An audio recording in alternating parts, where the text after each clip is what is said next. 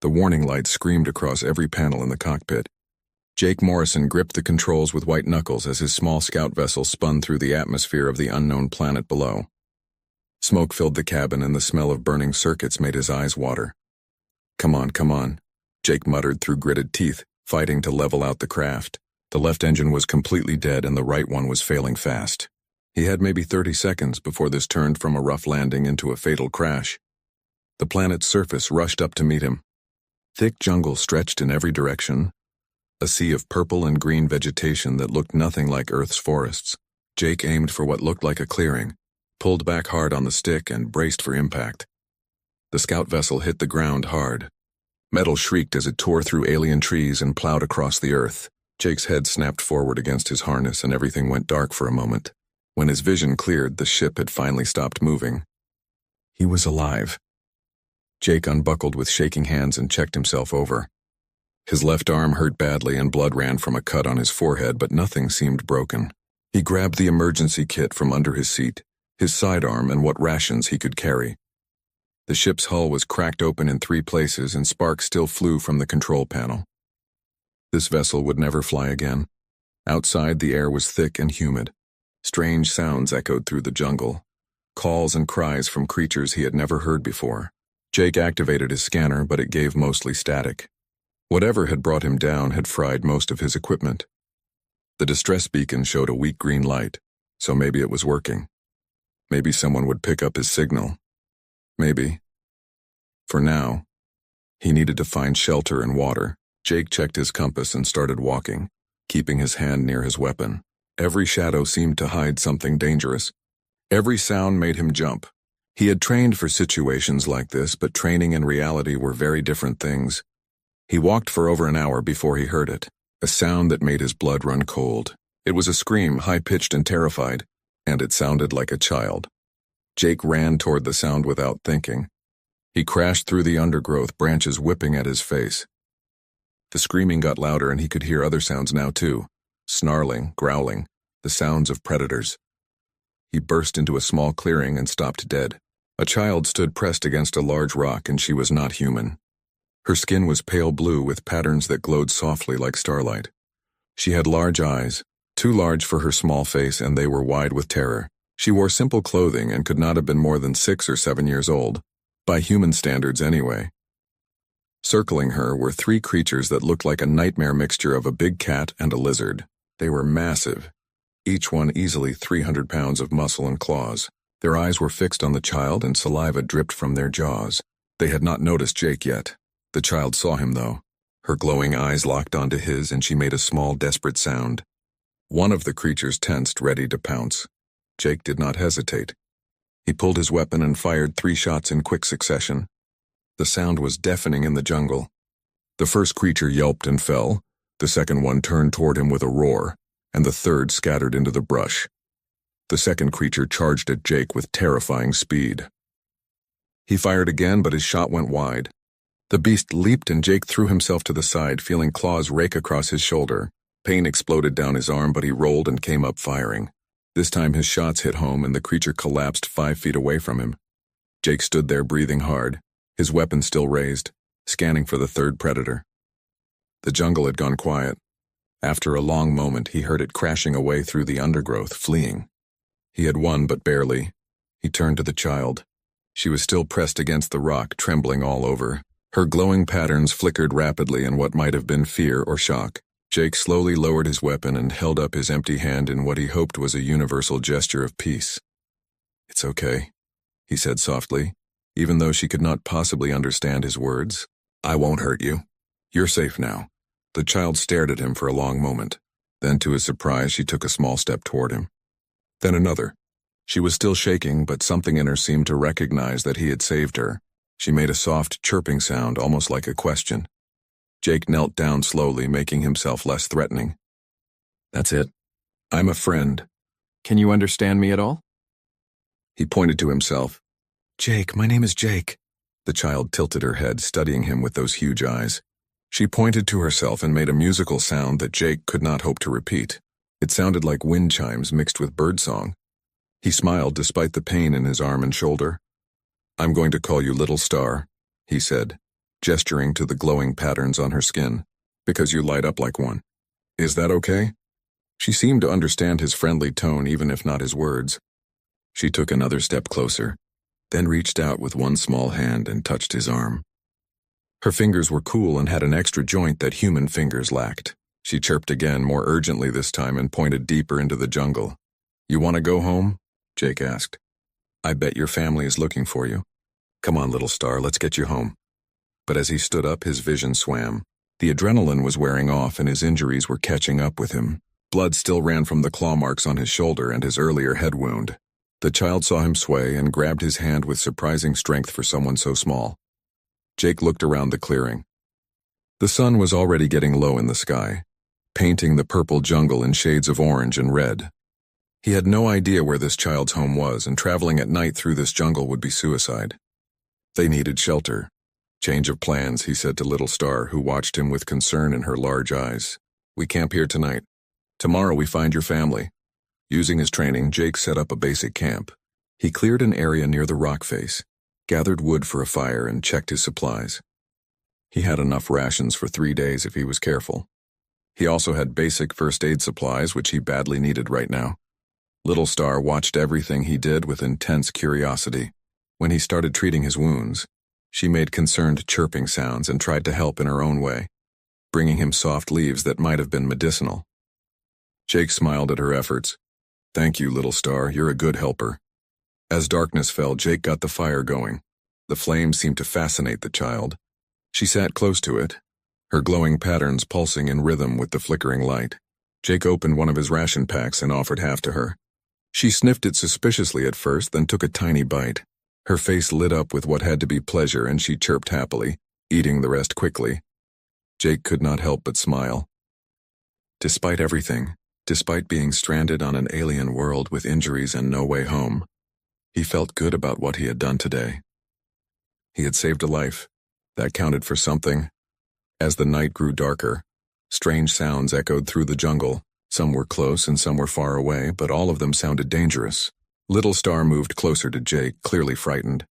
Without thinking, Jake put his arm around her small shoulders. It's okay, he said quietly. I've got you. Nothing is going to hurt you while I'm here. I promise. She looked up at him and made a soft, musical sound. Then she leaned against him and closed her eyes. Within minutes, she was asleep, trusting this strange alien being completely. Jake sat by the fire, keeping watch through the night. His shoulder throbbed and his head ached, but he stayed alert. Every rustle in the bushes made his hand move toward his weapon. He fed the fire regularly, keeping the flames high.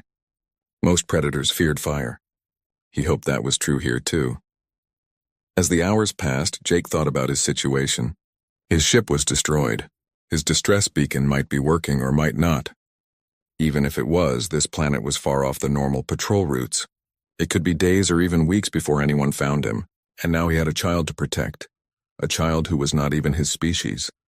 The smart thing would be to focus on his own survival, find water, find food, build a better shelter. But Jake knew he could not do that.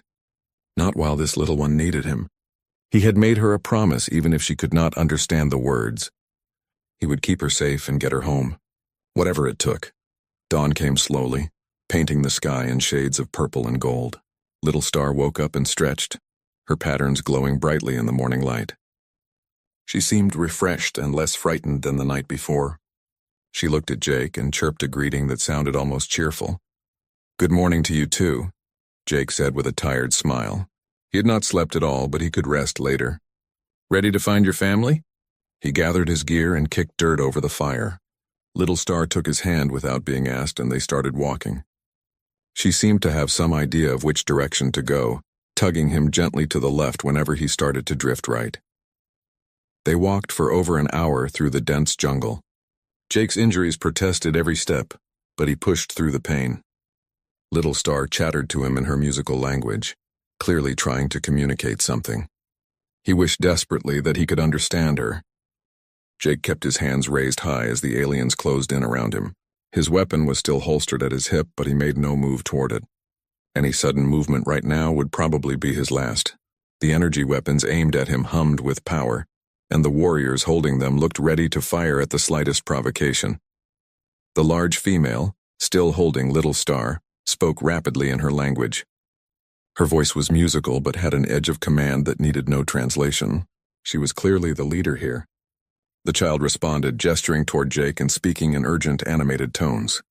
Her small hands pointed to the clearing where the attack had happened, then to Jake, then back to herself.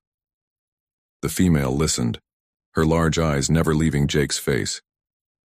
The other warriors shifted nervously, weapons still trained on him. The tension in the clearing was thick enough to cut with a knife. Little Star squirmed in her mother's arms until she was put down. Then, to Jake's surprise and clear alarm from the warriors, she ran back to him. She grabbed his hand and tugged on it, speaking rapidly in her language. She seemed to be trying to explain something to make them understand. The female leader said something sharp and Little Star responded, but did not let go of Jake's hand. Instead, she pressed close to his side as if protecting him. The gesture was small, but the meaning was clear. She trusted him. She wanted her people to trust him too. The leader studied this for a long moment. Then she reached to her belt and pulled out a small device.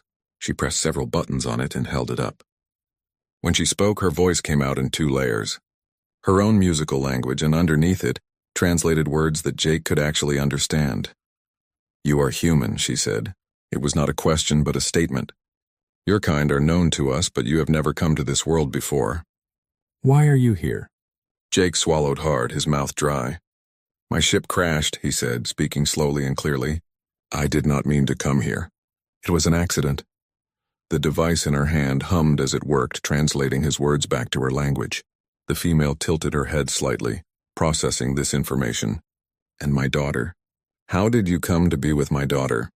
"I found her in the jungle. She was being attacked by predators.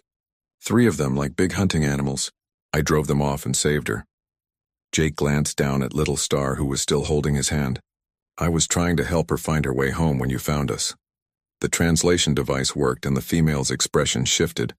Something flickered across her face that might have been surprise or recognition. She spoke to one of the warriors, who nodded and disappeared into the jungle. Then she turned back to Jake. "I am Matriarch Kesavara," she said through the translator. "This child is Shiana, my daughter and heir to my line. She wandered from our city during the evening ceremony 2 days ago. We have been searching ever since. 2 days. Jake's stomach tightened. This child had been alone in that dangerous jungle for 2 days before he found her. It was a miracle she had survived at all. "I am Lieutenant Jake Morrison," he replied. "I am glad I was able to help her. She is very brave." Kesavara looked down at her daughter and said something gentle in their language. Shiana responded enthusiastically, clearly telling her mother the full story of what had happened. She made gestures that mimicked the attacking creatures, then pointed to Jake and made shooting motions with her small hands. The warrior who had left returned, carrying something wrapped in leaves. He spoke to Kesavara and she examined what he brought. Her patterns flashed brightly and she looked at Jake with new intensity. "My scout found the clearing where you fought the predators," she said. "He found 2 dead Tereshkar. These are among the most dangerous hunters in our jungles. Adult warriors with full weapons have been killed by them." She paused, her eyes boring into him. "You killed 2 of them with that small weapon at your side while already injured. And you did this to save a child who was not your own species." Jake did not know what to say to that. It felt strange to be praised for something that had seemed so obvious at the time. "Anyone would have done the same," he said finally. "She was a child in danger. I could not just walk away."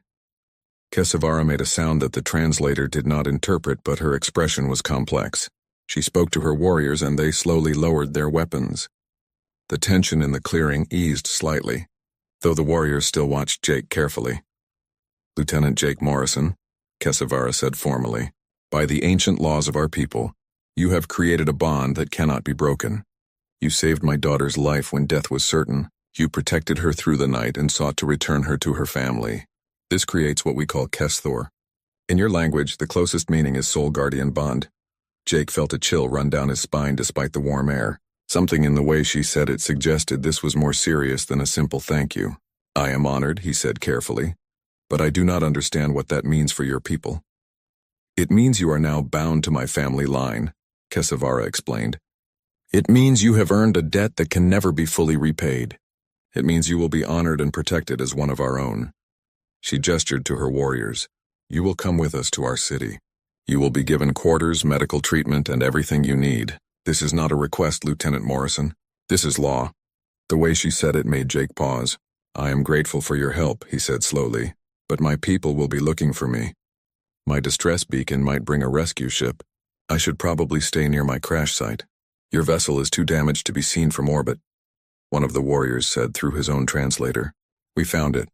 It is destroyed. Your beacon signal is very weak. If your people do come, we will bring them to you. But you will not wait in the jungle. You will come to our city where you can heal and be properly honored. There was something in their tone that made Jake uneasy. But what choice did he have? He was injured, stranded, and surrounded by armed warriors, and they were right that his ship was beyond repair. If rescue came, they could find him anywhere on this planet. Then I accept your hospitality with gratitude, Jake said. Thank you, Matriarch Kesavara. She nodded, seeming satisfied with his response. She said something to her warriors and they began to move.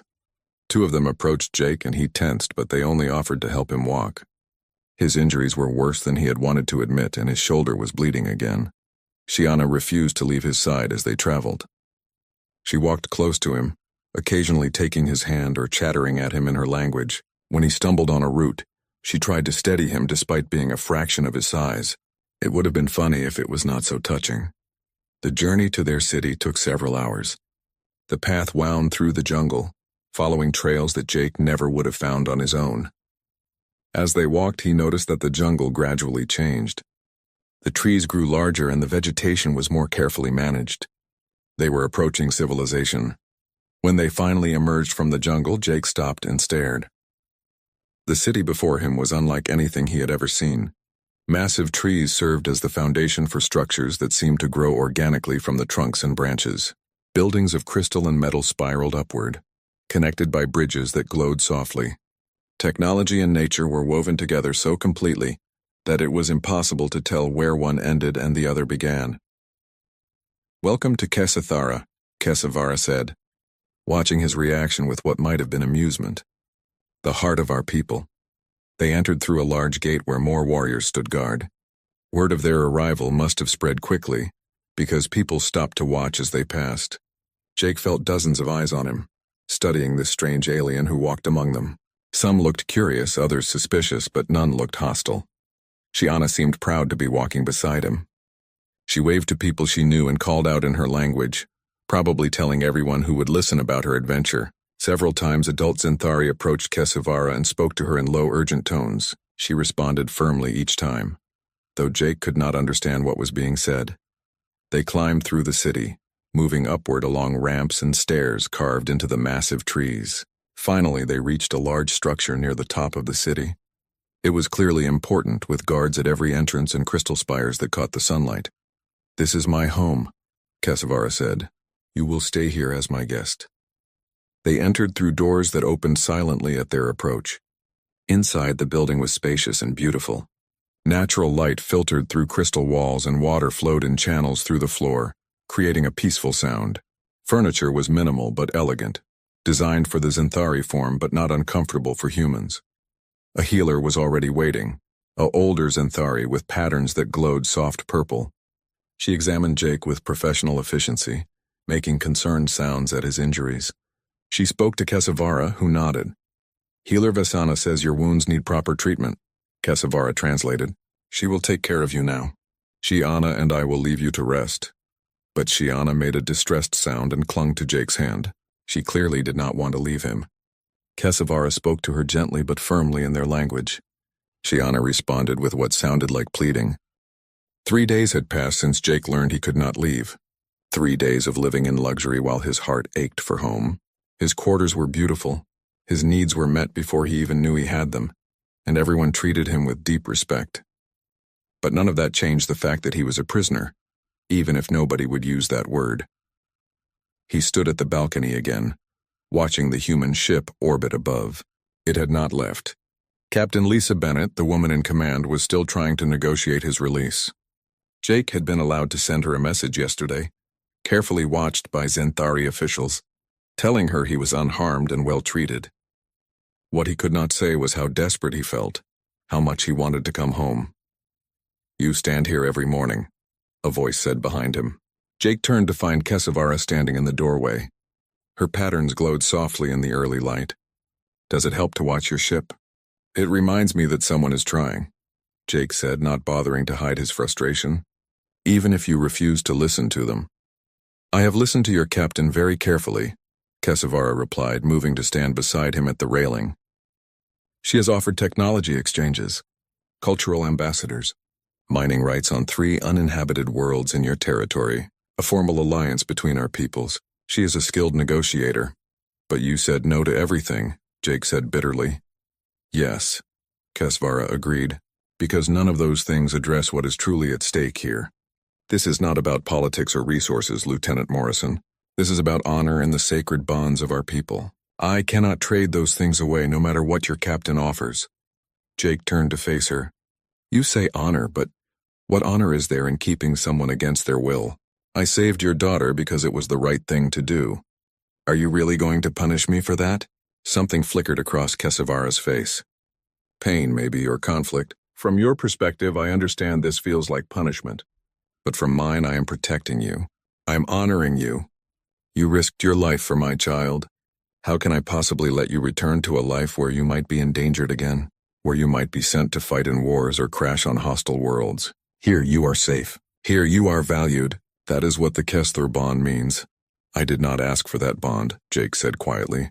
"I just wanted to save a child." "I know," Kesavara said, and her voice was equally quiet. "But the bond exists whether you asked for it or not. Some things are bigger than individual choice, Lieutenant. Some things are sacred." She left him there, and Jake turned back to watch the ship. He felt more alone than he had ever felt in his life. Later that morning, Shiana came to visit as she did every day. Her face lit up when she saw him and she ran to hug him. Jake could not help but smile a little. Whatever else was happening, the child was innocent in all of this. She loved him with the simple, complete trust that only children could manage. "Guardian Jake," she said in careful, accented English. She had been learning his language with impressive speed. "Come, I want to show you something." She took his hand and led him through the building and out into the city. 2 guards followed at a discreet distance, always watching, always making sure he did not try to escape. Not that he would know where to go if he did. Shiana brought him to a garden high in the trees. It was a beautiful place with flowers that chimed in the breeze and pools of water that reflected the sky. She led him to a particular tree smaller than the others and pointed to it proudly. "This is mine," she announced. "Mother planted it when I was born. Every important person in my life gets to carve their mark on it. See, this is Mother's mark. This is Father's mark." Her voice grew sad when she mentioned her father, and Jake remembered that Kesavara had said she lost her mate. "This is Grandmother's mark. And this—" She pulled out a small knife and held it out to him. "This is where your mark goes." Jake looked at the knife, then at her hopeful face. "Shiana, I am not sure that is appropriate. I might not be here for very much longer." Her face fell and her patterns flickered with distress. "But you are my guardian. You saved me. You are family now. You have to put your mark on my tree, please." Jake knelt down to be at her eye level. "I would be honored to put my mark on your tree, little star. But you need to understand something. I have a family too, back on my world. I have a sister named Katie who is probably very worried about me right now. I have friends and a duty to my people. I want to stay in touch with you, but I cannot stay here forever." Shiana's eyes grew shiny with tears. "But Mother said you have to stay. She said the law requires it." "Your mother is trying to do what she thinks is right," Jake said gently. "But sometimes adults disagree about what right means. I think the right thing is for me to eventually go home, while still being your friend and guardian from far away." "That is not the same," Shiana said, and a tear rolled down her cheek. "How can you guard me if you are on another world?" Jake had no good answer for that. He pulled her into a hug and she clung to him, crying softly. Over her shoulder, he saw one of the guards watching with an unreadable expression. After a while, Shiana pulled back and wiped her eyes. She was trying to be brave. "Will you still put your mark on my tree, even if you leave someday?" "I will," Jake promised. He took the knife and carefully carved a simple mark into the bark. A star with 5 points like the stars of Earth. Like the nickname he had given her. When he finished, Shiana touched it gently, then threw her arms around him again. That evening, Jake was summoned to a formal meeting. He was led to a large chamber near the top of the city, where Kesavara waited with several other important-looking Zinthari. They all wore elaborate garments and their patterns glowed with formal intensity. Captain Lisa Bennett was there too, projected as a hologram. She was a woman in her 40s with sharp eyes and an expression that had probably intimidated many enemies. Right now she looked exhausted. "Lieutenant Morrison," she said when she saw him. "Are you well? Have they harmed you in any way?" "I am physically fine, Captain," Jake replied, standing at attention out of habit. "I have been well treated, but I want to come home." "We are working on that," Lisa said firmly. She turned to Kesavara. "Matriarch, I have been authorized by the Human Colonial Council to make one final offer. We will establish a permanent embassy here on your world. We will share our medical technology, which I understand you have expressed interest in. We will provide educational exchanges for your youth to visit human worlds, and we will guarantee the security of your system against any outside threats. All of this in exchange for allowing Lieutenant Morrison to return to his people."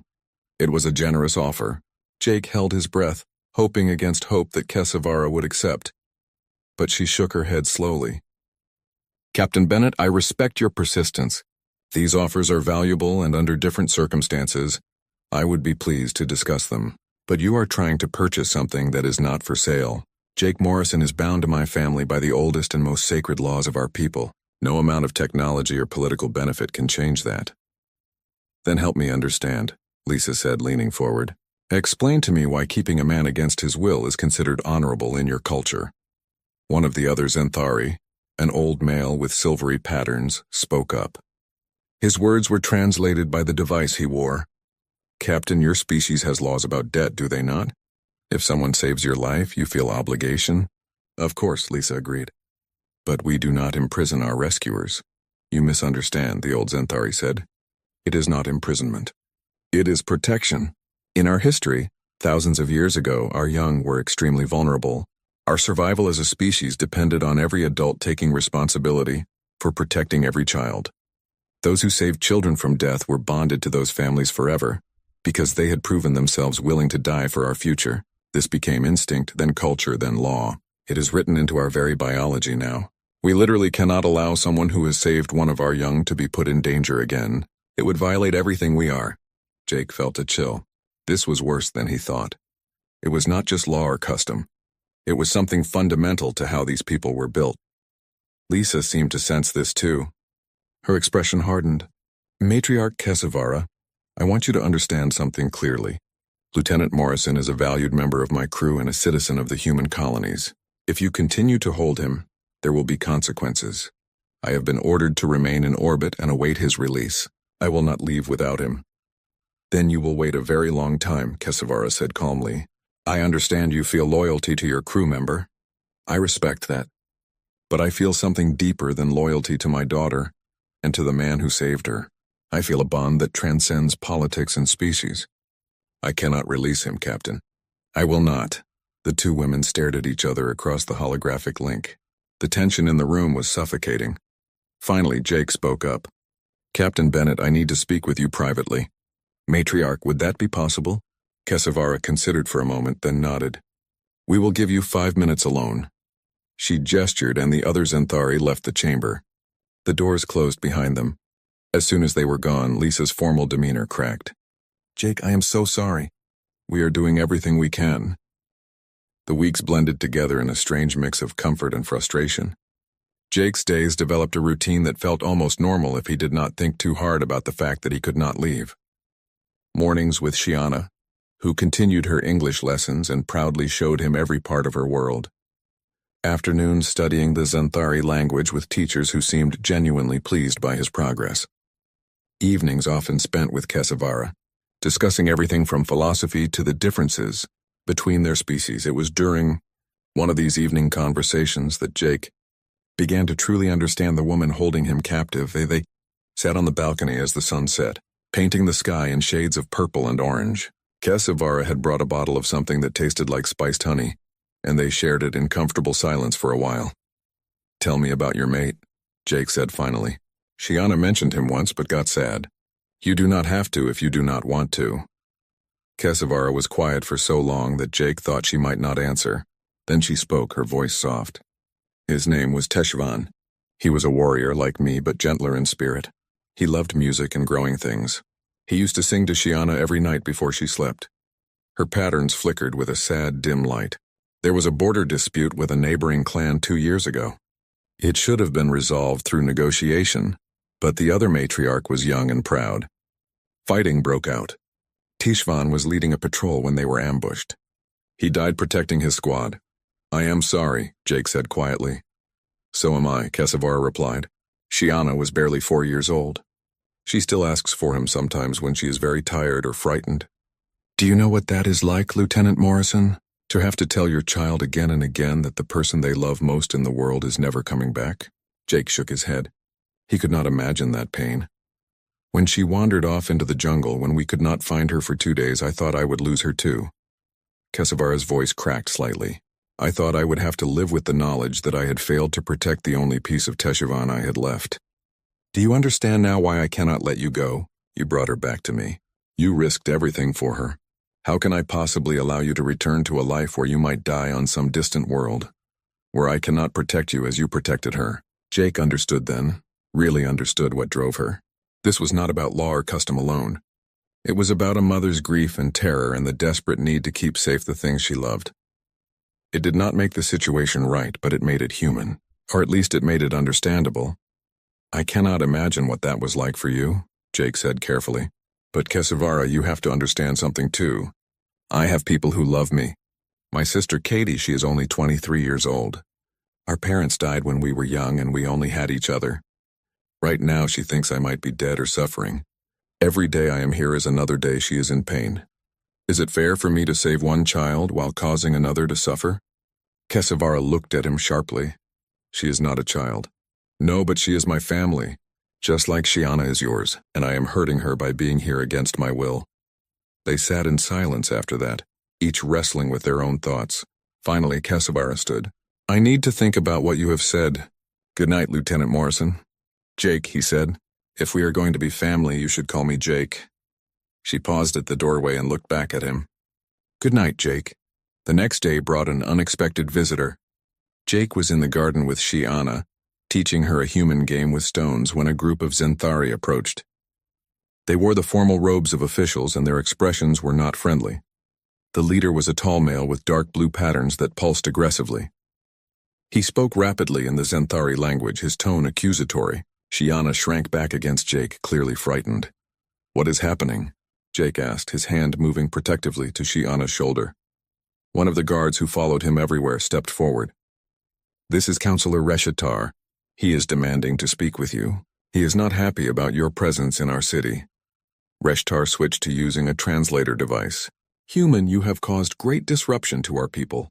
The matriarch refuses to negotiate with your kind because of you. She wastes resources protecting and honoring an alien, when she should be focused on her duties to us. This bond you claim is being used to manipulate our laws." "I claim nothing," Jake said, keeping his voice level despite his rising anger. "I saved a child. Your matriarch is the one who invoked this bond, not me. If you have problems with the situation, take them up with her." "Oh, we intend to," Reshitar said coldly. "There is a faction among the council who believe you should be removed from the city. The bond may be sacred, but it was never meant to apply to aliens. You are a corruption of our ways." "Uncle Reshitar, stop it." Shiana suddenly spoke up, her small voice fierce. "Jake is not corrupt. He saved my life. He is good." "Child, you do not understand politics," Reshitar said dismissively. "Return to your lessons." But Shiana stood her ground, moving to place herself between Jake and the counselor. "No, Jake is my guardian." "You cannot send him away."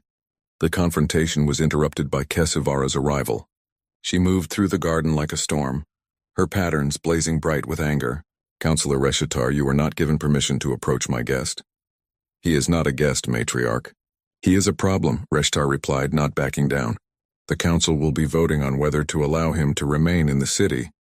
We have that right under the old laws. And I have the right as matriarch to protect those under my care." Kesavara shot back. "If the council wants to challenge me on this, let them try. But they will find I am not easily moved." Reshitar bowed slightly, a gesture that did not feel respectful. "We shall see, matriarch." He turned and left with his followers. After they were gone, Kesavara knelt beside Shiana. "Are you all right, little flame?" "I am fine, mother." But why is Uncle Reshitar so mean to Jake? Because some people fear what they do not understand, Kesavara said quietly. She looked up at Jake. I apologize. I did not think my political opponents would approach you directly. It is not your fault, Jake said.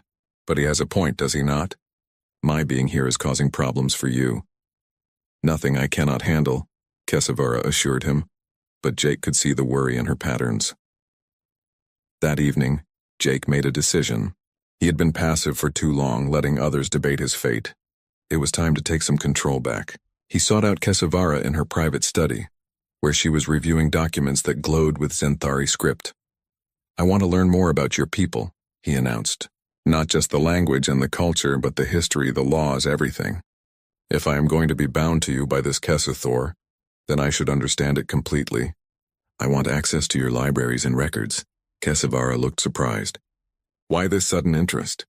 Because I have been fighting against something I do not fully understand, Jake admitted.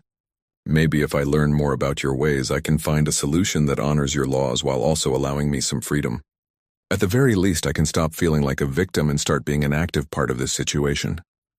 Kesavara studied him for a long moment. Then she nodded. Very well. I will arrange it. But Jake, you should know that many have studied these laws for lifetimes. If there was an easy solution, we would have found it already. Maybe, Jake agreed.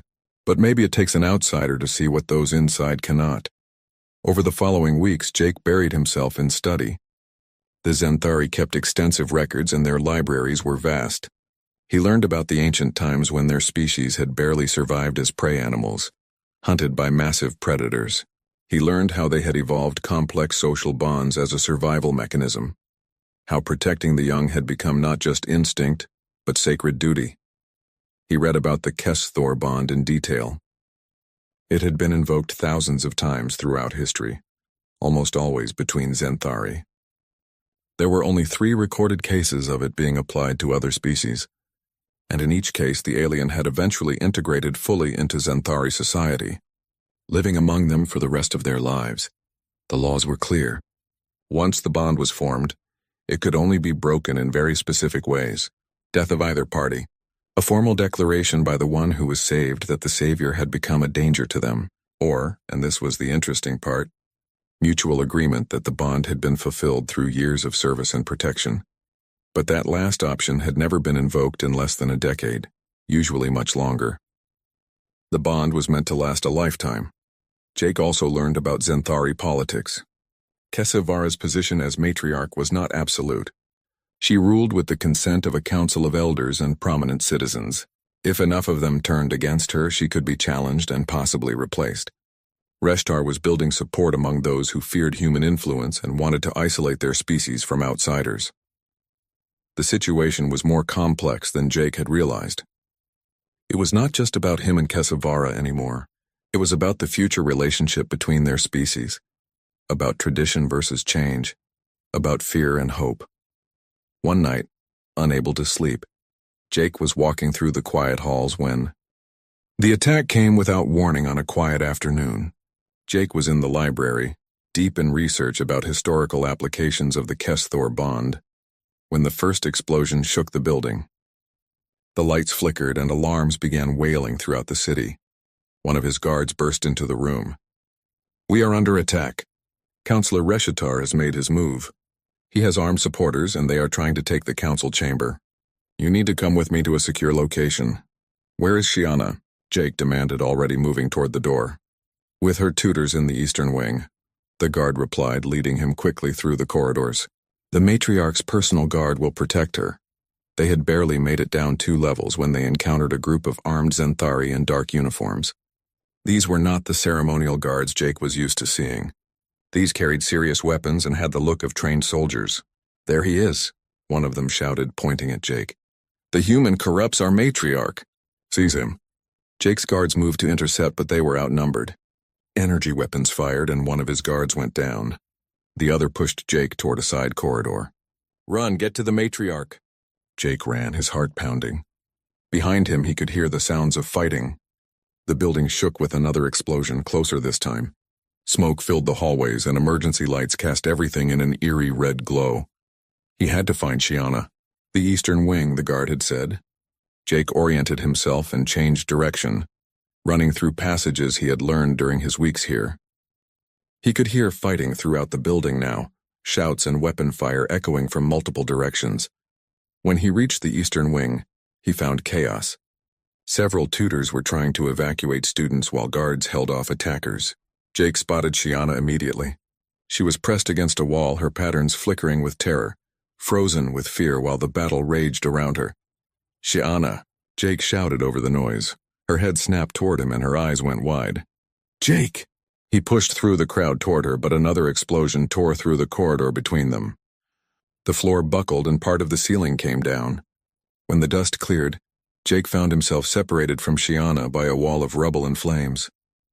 Through the smoke, he could see her on the other side, crying and reaching for him.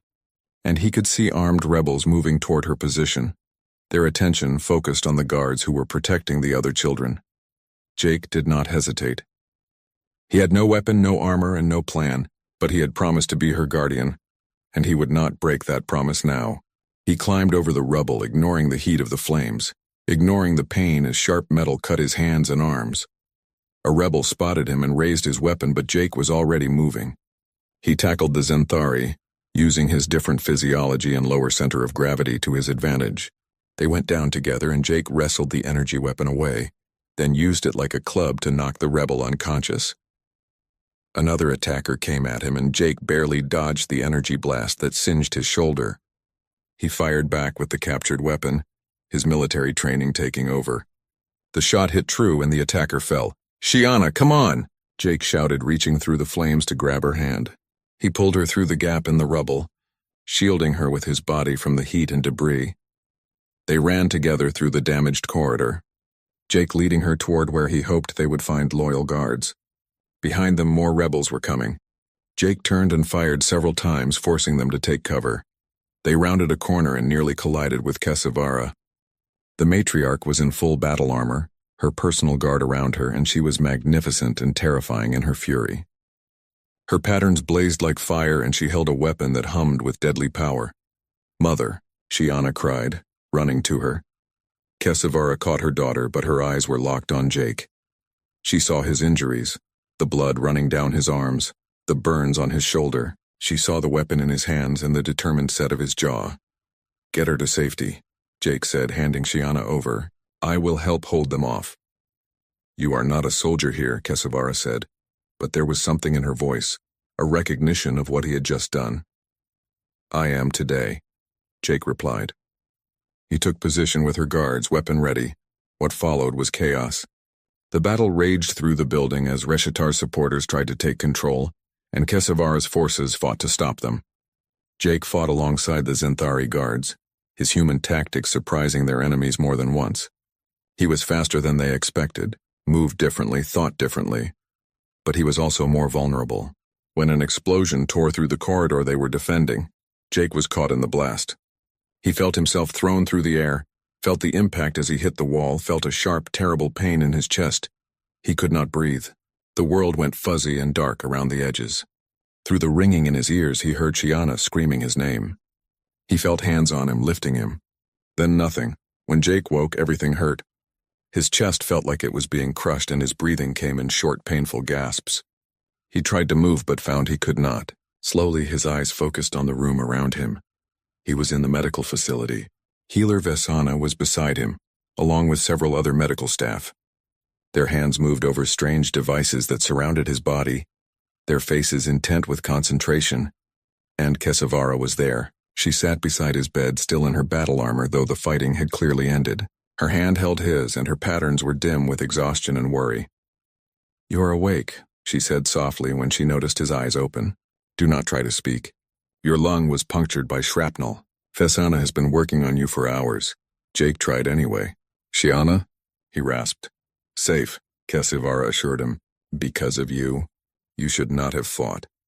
You should not have risked yourself." "But you did. You saved her again." The healer made a sharp gesture and said something in Zenthari. Kesavara nodded and stood, squeezing Jake's hand before letting go. "Rest now. We will talk when you are healed." Sleep claimed him again. The recovery was longer this time. Jake spent 3 days drifting in and out of consciousness. When he finally woke fully, Shiana was sitting beside his bed, her small hand holding his. She had clearly been there for a while. "You came back," she whispered when she saw his eyes open. "I was so scared you would not come back." "I promised I would always protect you," Jake said, his voice rough but stronger than before. "I keep my promises." She climbed carefully onto the bed and curled up against his side, mindful of his injuries. "I love you, Guardian Jake." Jake felt his heart clench. "I love you too, little star." Over the next week as he healed, Jake learned what had happened. Reshtar's coup had failed. Most of his supporters had been captured and Reshitar himself was under arrest. The council had officially condemned the attack and reaffirmed their support for Kesavara's leadership, but the rebellion had revealed the deep divisions in Zenthari society about contact with other species. Some, like Kesavara, saw it as an opportunity. Others, like Reshitar, saw it as a threat. Jake also learned that his actions during the attack had become famous. The story of the human who had fought to protect a Zenthari child, who had been wounded defending her people, had spread through the city. Many who had been uncertain about him before now viewed him with respect and gratitude. On the 8th day of his recovery, Kesavara came to see him. She dismissed the attendants, leaving them alone. She sat beside his bed and for a long time she just looked at him. "I have been thinking," she said finally, "about everything that has happened, about what you said weeks ago about your sister and your people, about what Elder Mithara said to me, about what you did during the attack." Jake waited, sensing this was important. "You could have fled during the chaos," Kesavara continued. "The city was in confusion. My guards were focused on the battle. You could have tried to escape to reach your people's ship, but instead you ran toward danger. You risked your life again for my daughter. You fought for us, bled for us, nearly died for us, and of course I did," Jake said simply. "That is what guardians do." Kesavara closed her eyes, and when she opened them again, they were wet with tears. Zenthari rarely cried, and Jake had never seen her show such vulnerability. "I understand now," she said, her voice breaking. "I understand what Elder Mithara tried to tell me. I have been holding you here not because the law demands it, but because I was afraid of losing another person I care about, afraid of failing to protect someone again. But true protection is not about keeping someone in a cage, no matter how beautiful that cage might be." She stood and moved to the window, looking out over the city. "The Kesathor bond says that you are my daughter's guardian. It says you are bound to our family, but it does not specify where you must be or how you must live. I have been interpreting it through my fear rather than through wisdom." Jake sat up slowly, ignoring the protest from his still healing injuries. "What are you saying?" Kesavara turned to face him. "I am saying that I release you, not from the bond that can never be broken, but from the obligation to stay here against your will. You may return to your people if that is what you choose." Hope and relief flooded through Jake, but also something more complicated. "Just like that? After months of refusing?" "Not just like that," Kesavara said quietly.